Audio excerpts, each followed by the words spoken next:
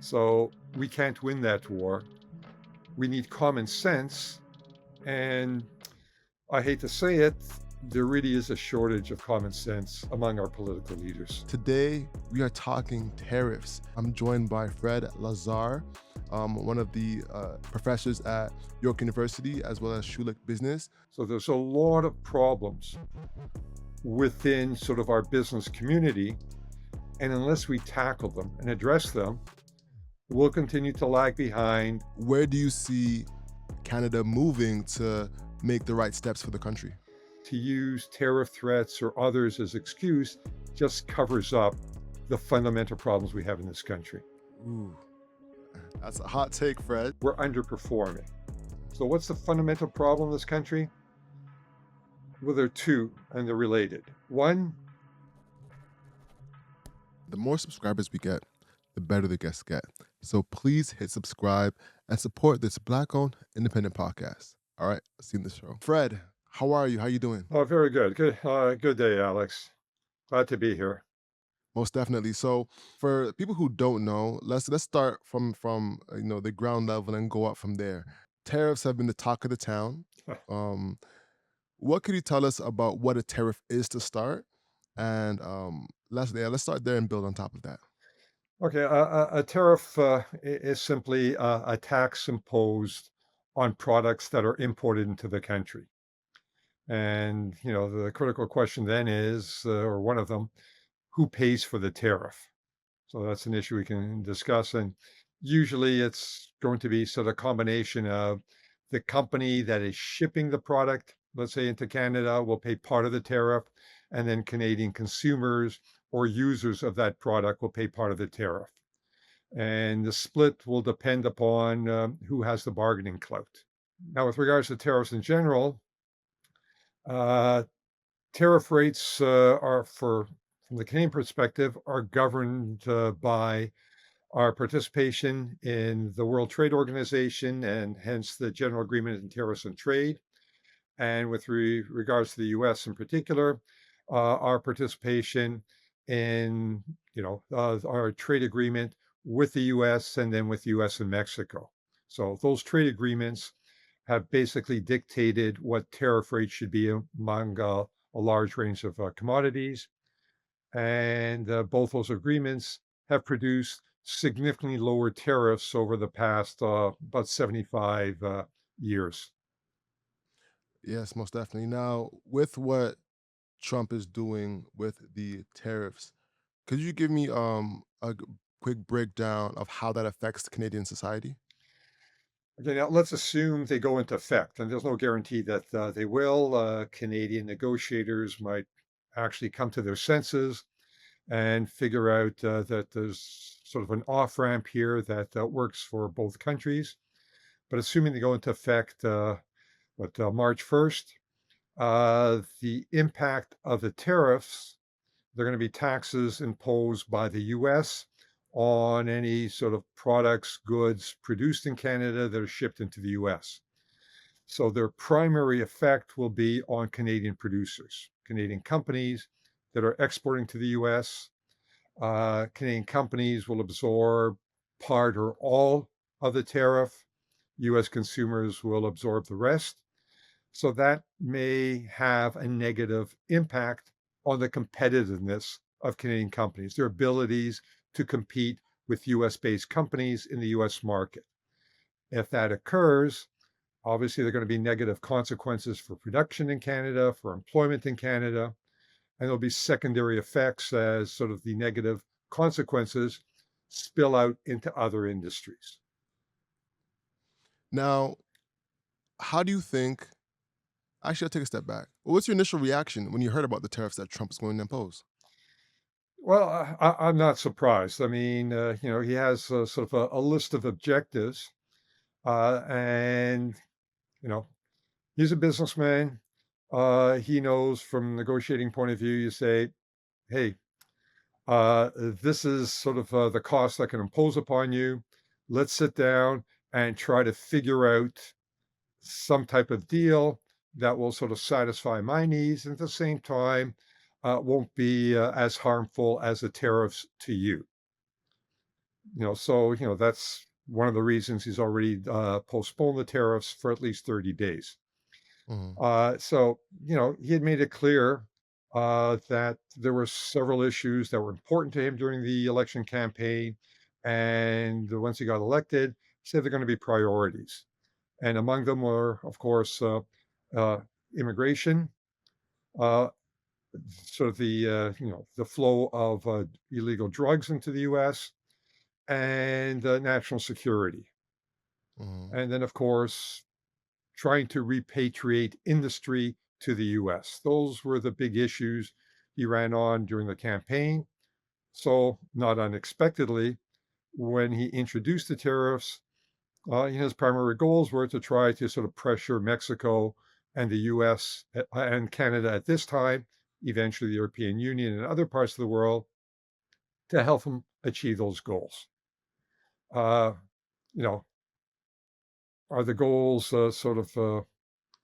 can we criticize those goals?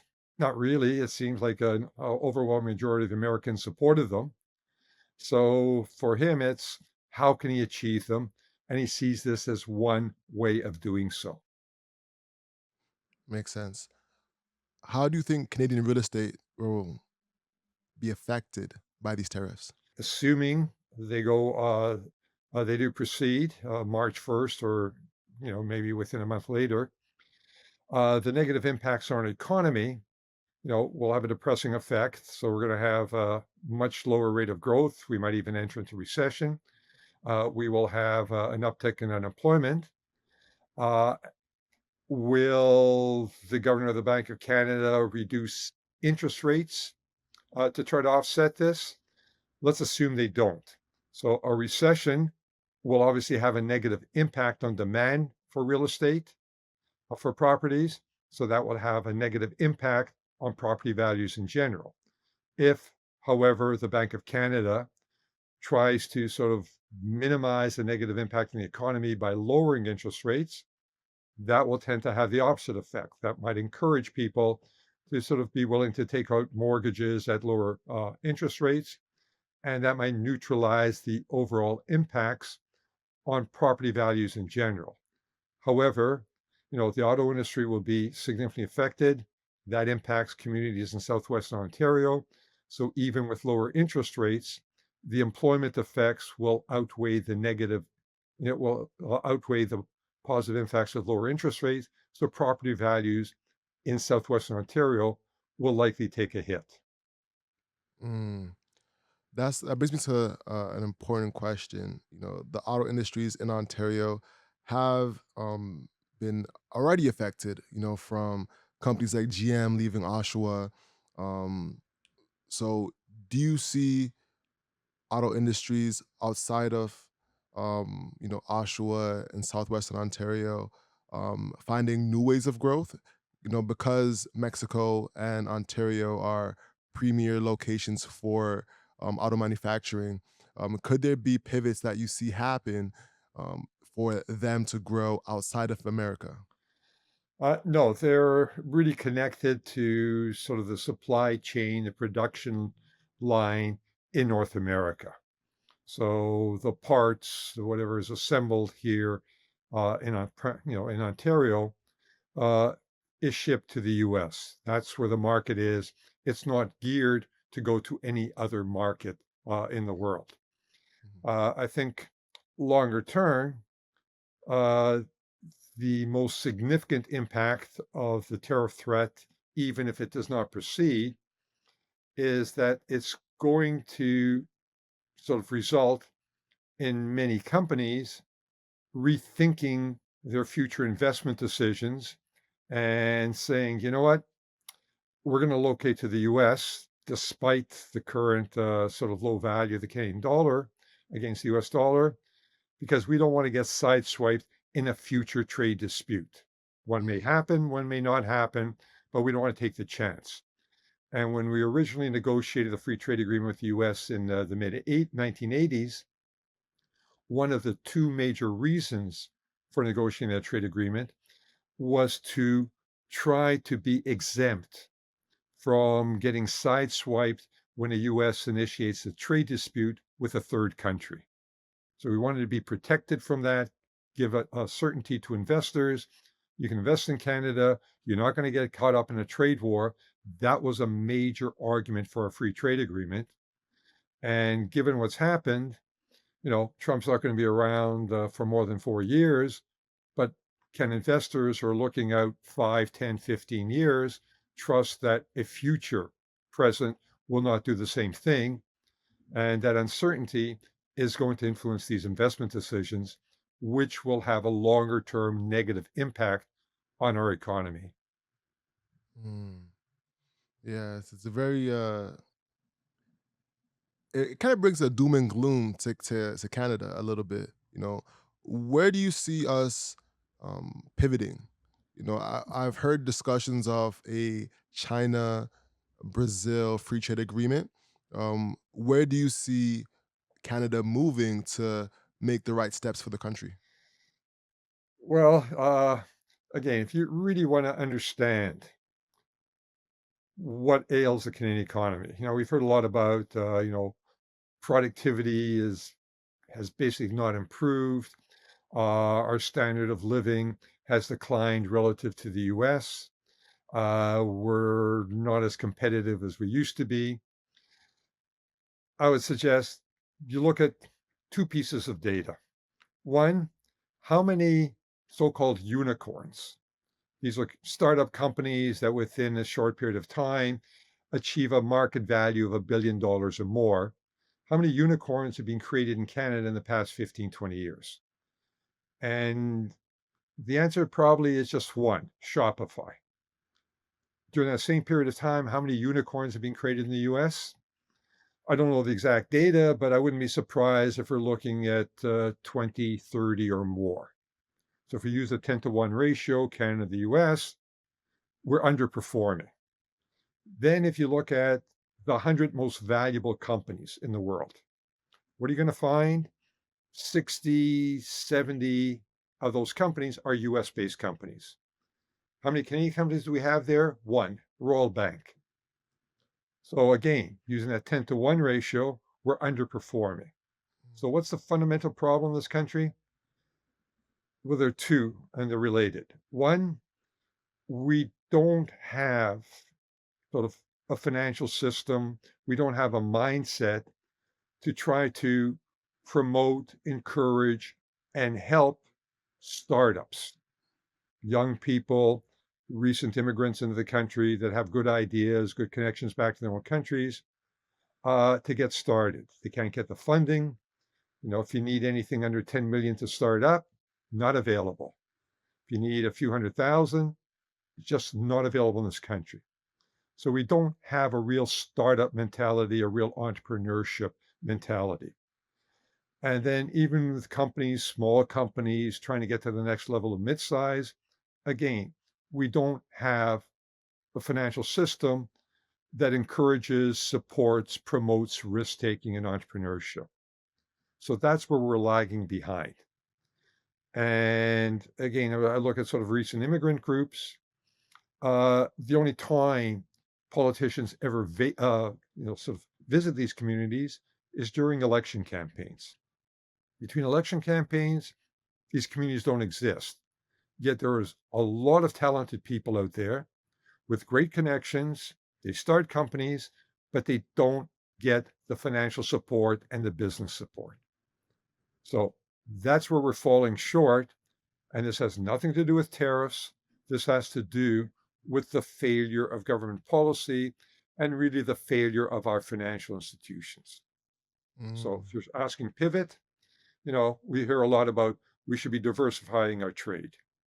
I've heard this since I was an undergraduate in economics, and that was a long time ago. We haven't done it. And if you ask why, obviously, Canadian business leaders always found it comfortable. We're beside the US. You know, why take a risk and go elsewhere? And as our dollar continued to depreciate, well, we could be fat and lazy because the lower dollar continued to maintain our price and cost competitiveness. There was no need to take risks. There was no need to explore and look for other opportunities. So there's a failure with our large companies. And the failure is probably attributable to the fact that maybe the quality of our management at that level is just not that good. And maybe that's a reflection of the fact that, we didn't hire good young people from sort of various types of backgrounds and experiences. So there's a lot of problems within sort of our business community. And unless we tackle them and address them, we'll continue to lag behind. We'll continue to sort of fall farther behind the US and other countries that really are dynamic. And to use tariff threats or others as excuse just covers up the fundamental problems we have in this country. Ooh, that's a hot take, Fred. Um, so I guess you're not the biggest fan of our retaliatory tariffs then. Well, you know, what are we doing with those? Basically shooting ourselves in the head and saying, see, we're serious. We're not going to take this. Okay, who's going to get hurt with retaliatory tariffs? Canadian consumers, because largely we're going to pay most of that tariff. So what are we going to do? Increase the prices of certain electronic or consumer products that we import from the US? Increase the prices of food products? The US will look at us and say, go ahead. You want to make life more miserable for Canadians? Feel free to. You have our blessings. So it really is a stupid way to retaliate. And it's done for photo ops because politicians probably don't understand the underlying problems. And even some that do, they don't really understand what needs to be done. I'll give sort of another example. I approached, the CEOs of Hudson's Bay Company many years ago, and I said, "There's no incentive for people to come into your stores. Their flagship store here in Toronto. You go through the main floor. I've said jokingly, you can shoot a cannon down that main floor. You're not going to hit anybody." So I said, "You've got talent, and you have stores right across Canada. You own Saks Fifth Avenue in the US, so you have stores in all the major cities. You have young talent, designers, clothing, other products, food, music, arts. Why don't you go out in the community, find this talent, give them space on your main floors to exhibit what they have. This will give people a reason to come to your stores. Those that succeed, set up an online platform to sell their products, give them space, free of rent in your stores. No response for them whatsoever. Yet, you know, every city across North America has phenomenal young talent, and there's just no opportunity for them to sort of display this and get started. So it's back to the original point I made. Not only don't we have the financial system where we have an opportunity to give them the chance, and again, Hudson's Bay is an excellent example because of their presence across North America. The people running these companies are just totally oblivious to this, and we'll continue doing business as we always have, and eventually Hudson's Bay stores will disappear because they serve no purpose. So it's a long answer to your question. No, but that was a beautiful answer. I think it needed to be said. I think there is a gap in business to talent in Yep. Canada. And honestly, one of the biggest things that's been on my mind is the brain drain that's been happening throughout Canada. And I think the biggest challenge that no one talks about when it comes to tariffs is the brain drain, not just the actual product effect. Because if I'm a university student seeing this, or someone with a lot of talent that wants to start that startup, I might think I'm gonna leave Canada altogether and build a company in the US for the population and the acceptance that comes with being in the US versus being in Canada. Um, that's very interesting. So I guess the bigger thing on a fundamental standpoint is how we can fundamentally change the base level of our country to start being more competitive, you know? Yeah. I mean, let me get back to sort of what should our politicians be doing? I argued early on, once Trump was elected, whether you like him or not doesn't matter. He's the president. He's going to be around for 4 years. You got to live with him. You knew what he fought for. You knew what he was going to do. Canada, maybe in conjunction with the provinces, but they should have set up a small little group, 3 to 5 people, send them down, early November after Trump won, say, we want to meet with your team and let's discuss what needs to be done to cooperate to make sure there's not going to be any trade dispute. And if they had done that, there would have been an agreement. There wouldn't have been this tariff threat. We wouldn't have lost because of the tariff threat. The only problematic area is access to sort of the dairy market in Canada. We protect it to protect Quebec farmers. It's a political decision. Canadians pay a lot more for dairy products and milk as a result, but that would have been the only problematic area. Anything else, we could have worked out a deal. We could have avoided this. Mm. To now just say, oh, isn't this terrible, but not have any viable solution is just ridiculous. Now, with regards to, again, as I said, we've lost because of the tariffs and the uncertainty. I've been approached over the years by many young people who've had good business ideas, and they've always wanted a small amount of money. And I've told them, well, if you want that amount of money, you got to go south of the border. So now, someone who's got a good idea needs a small amount talking anywhere from 25,000 to half a million, and they're looking at the potential of trade wars. That's just going to accelerate their move south of the border. And I read recently some successful small companies in sort of the food industry. They now have decided they're going to expand. They're now currently in Canada, but they're going to expand south of the border. They can't take this chance. So, short sightedness on the part of a Canadian government, you're not going to win a trade war with the US. The US will look at you and say, you're insignificant. You're irrelevant. We don't care that you're imposing tariffs on us. It's not going to hurt us. It's going to hurt you. So we can't win that war. We need common sense.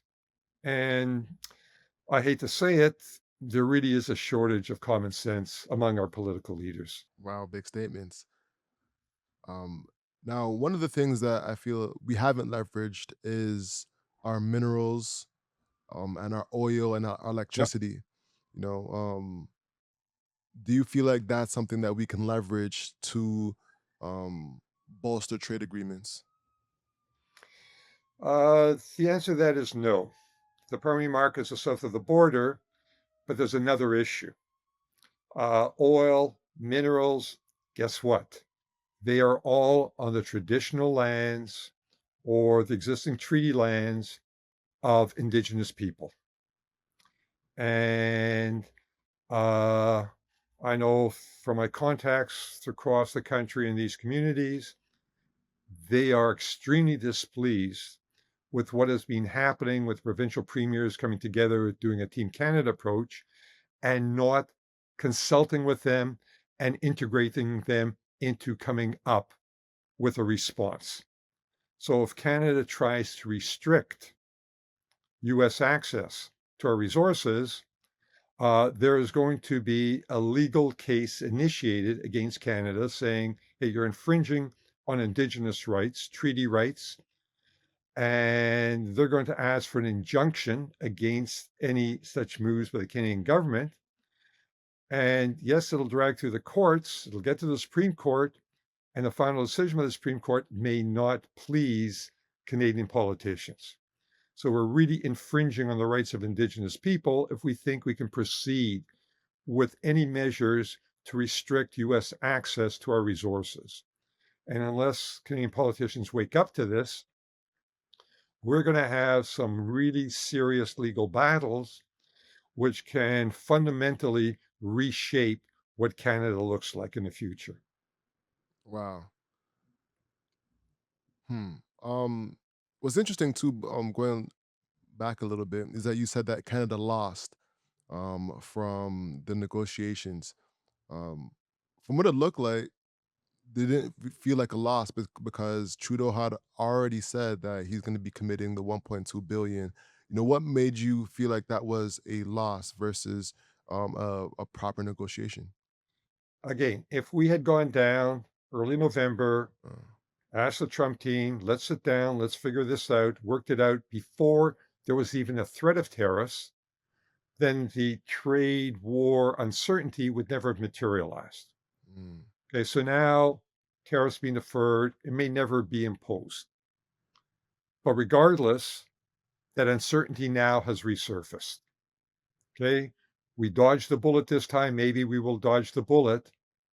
But if you're investing, whether it's a million, 100 million, whatever the amount is, and you're looking at investment over the next 5, 10 years, are you going to take the chance that whether it's Trump or a future president, that the US doesn't, you know, say, well, we're going to impose tariffs for another reason? Can you take the chance that there will not be a trade war in the future? mm, And, investors are going to say, we're really building for the North American market. Let's go into the US because that's the only way we can guarantee avoiding getting caught up in a trade war. mm. So the fact that the terrorists were threatened, that's where we lost. So it's almost If the we could have market. avoided that in the first place, Mm, then we would have been, I think, much better off longer term. got you. So it's more avoiding the mindset shift Yep. with the investors that they want to be risk avoidant. Yep. So the fact that there could be risk in the future brings more challenges than even winning overall when it comes to the trade agreement. Yeah. Interesting. Yeah. I mean, think of yourself. If you're starting a company, you're going to invest millions of dollars, and you said, okay, costs are sort of comparable between the two countries when you take into account taxes and other factors. Would you locate, even as a Canadian, would you locate this side of the border or the US side of the border? Chances are you would say, I'm investing for the long term. I can't trust the Americans, so I'd rather get under their umbrella. So what do you suggest a young person like me do? Fred, talk to me. What should I be doing? You should be, first of all, trying to knock some sense into politicians saying, hey, look, I've got good ideas. My friends have good ideas. We need money. We need some other business support. Where are you? You want the future? We are the future. What are you doing? So the Ontario and Ottawa put in what, $15 billion in all types of subsidies to attract two electric battery manufacturers to Southwest Ontario. Imagine if that money had been put into a fund managed, by different people in the private sector to provide 25, 50, 100,000, 500,000 startup capital to you, to your friends and others. We would accomplish a lot more over time. We'd be a lot more successful, a lot more productive, create a lot more jobs than by trying to bribe these two companies to come to Ontario. And at the end of the day, those companies are probably going to regret being here and their technologies will be overtaken in a few years. Hmm, that's tough. So essentially you're saying actually part of the brain drain essentially or get on the politicians' nerves to have startup capital for small entrepreneurs. Yeah. Go out there and say, we are the future. Either you're going to help us and keep us here and we're going to help the country prosper, or you're going to lose us. I mean, yeah, a number of years ago when one of my friends was running for political office, I think in a federal election, he was in a riding where sort of gangs are quite prevalent. My suggestion to him was go talk to the gang leaders. They really are entrepreneurs. Maybe you can show them, hey, you're entrepreneurs. Maybe there's a different business model You've got the talent. What's needed to get you to develop these other business opportunities? Deal with them. Now, some of them will just tell you to get lost. Others will say, okay, here's some money, here's some other ideas. We can probably make more money going down this path, which is legal, than continuing to do what we're doing. So, are all gang leaders entrepreneurs people you can work with? No, but I suspect there are a number. Mhm. So you go beyond that. As I said, there's a lot of talent across this country. We just don't support it. We don't utilize it. We don't try to capitalize on it. Mm. Got you. Now, when it comes to the economics and tariffs currently happening, I'm still learning. I'm still somebody that's curious. What question do you feel like I didn't ask you that I should have? What are the longer term outlooks for tariffs? Possibly one. Uh, what might be the greatest threats to us in trying to negotiate? Hmm. So, with regards to longer term trends, tariffs have been heading down. And, by and large, they're not a significant impediment to trade. There are still some tariffs, somewhat higher in some products than others, but compared to 20, 30, 60, 70 years ago, they really are insignificant. Mm, There are other trade barriers that have arisen that are more significant.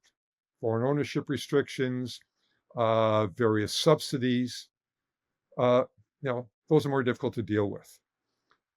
So, with regards to the second question, where are we most at risk in trying to work out an agreement with the US?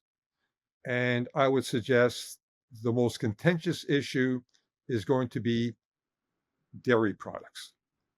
In sort of the last round after 2.0, the US wanted unlimited access. We were able to keep them to, I think, about 10, 12% of the market. That still annoys them.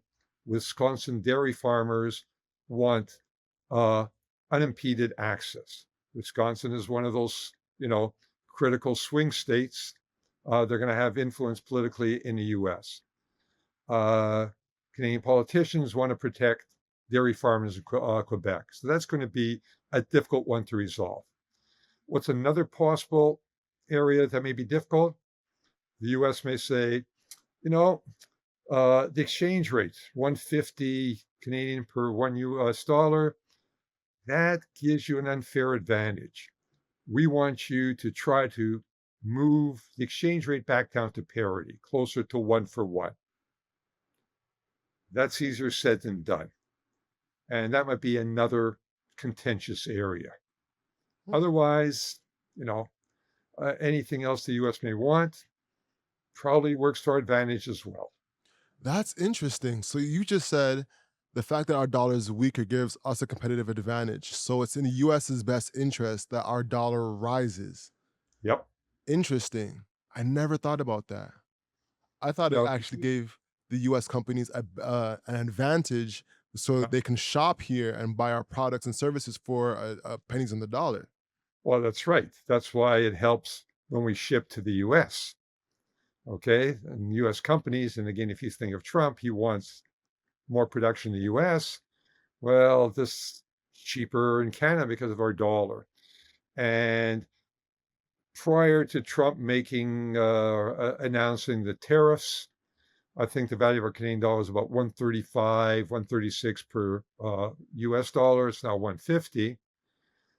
So there's already been further depreciation, which offsets, from the point of view of Canadian producers, I think about half of the tariff threat. And if the tariffs go into effect, you can expect a Canadian dollar to probably go towards about 160, 165 US. So for Canadian producers, the depreciation will largely offset the negative impact of the tariff. But Mm. it's the impact on investment decisions uh, that don't disappear. Got you. Got you. So do you see that being something the US would actually try to execute, bring the dollar up? Or That's a that's a possibility. I look at what are the contentious areas, access to the dairy market, the value of the dollar. The US will also demand that we eliminate foreign ownership restrictions in a number of industries. That probably will benefit Canada because we'll get more competition Mhm. where possible. So that's not going to be a negative for us. Interesting. Interesting. So in the long term, our dollar could increase. Is that The something US may demand that. If how does US demand that? Like how can Trump say I want your dollar to increase and how would we increase that dollar? Like what would be those steps? I'm so curious. that's the tough part. Easier said than done. How could they do it? Well, theoretically, the Bank of Canada could increase interest rates. That would lead to a recession in this part. The recession may have a negative consequence on investment decisions, which would make it even tougher to move the dollar towards parity. Could it be done? I'm not sure it would be too successful, and the cost to Canada could be even more negative than living with the tariffs. So I'm saying if you're looking at what are the greatest problems, most contentious problems in the negotiations, those are the two that stand out. Mm, Most everything else, easy to deal with. mhm. Will the US demand that we move the dollar closer to parity? Don't know. But if I were advising the US, that might be one of the demands. And then let Canada figure out how to do it. Whereas, in fact, they probably would have a lot of trouble doing that. Yeah, I could imagine. I could Yeah. imagine. So in the short term, do you see our dollar going down in the short term? That depends on what happens March 1st. March 1st. If the tariffs go into effect is what I'm saying. If they go into effect, Yeah. yes. We're going to go to about 160, 165 Canadian for every dollar US. Ooh, that's tough. Okay. For the young entrepreneurs in our audience that's thinking about their next steps, as an economist, what are some of the suggestions you have? Uh, yeah. Unfortunately, young entrepreneurs, you need money, you need business advice. Uh, at this point, it's south of the border, regardless of what happens to tariffs. Unless our politicians finally come to the senses and realize the problems and start getting serious, working with our financial community, creating a real angel investor network, really creating dynamic and risk taking venture capital, perhaps using some of the expertise in business schools across the country. Young entrepreneurs in this country, to put it bluntly and crudely, they're screwed. Wow. Wow, this has been an enlightening conversation. I wish I would be more positive. I'd like to be more positive. I think we could be more positive. You know, it's not as if we don't have the talent. It's how do we give them that opportunity? And more importantly, and equally important, I guess, how do we retain them?